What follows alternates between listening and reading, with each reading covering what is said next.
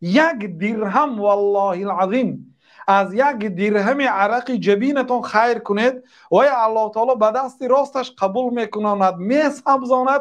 چه خیلی که یکی شما گوساله خوردکه که از آچش تولد شد کلام میکند، الله تعالی یک خورما اگر صدقه کنید از مال حلال به دست راستش قبول کرده میسبزاند الله تعالی، حتی مانند کوه میگرداند روز قیامت.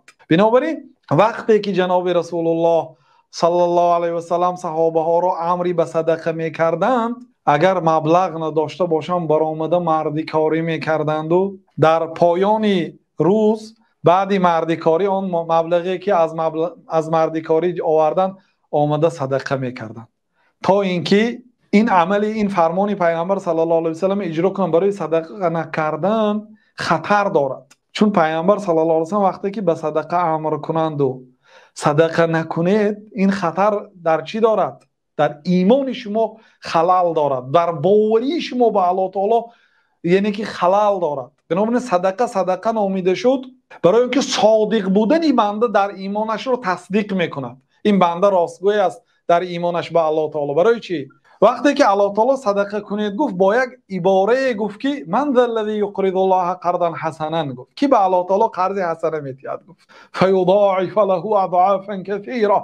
بعد الله تعالی چندین مراتب چندین کرته قرض برمیگرداند. به الله تعالی اجازت است که با ریباش برگرداند.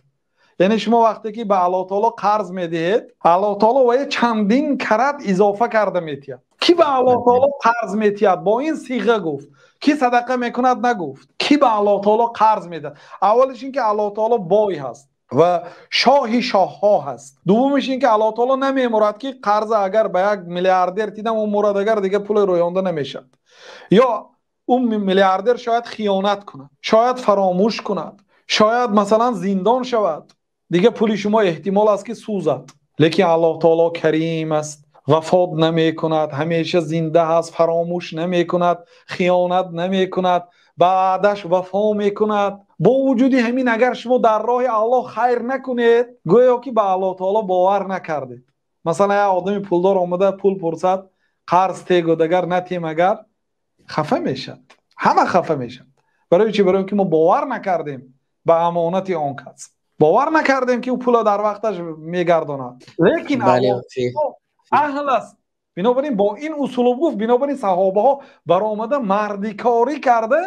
ببینید مردیکاری کنید چند سوم به دست میارد. امروز شاید 100 سومان یا 50 سومان در تاجیکستان اگر یک روز مهنت کنید با مهرنتی عرق جبی، اون 50 سومان، یک سامانتان هزارها سامانه میگذارد اگر از مهنتی حلال و به خاطر الله باشه.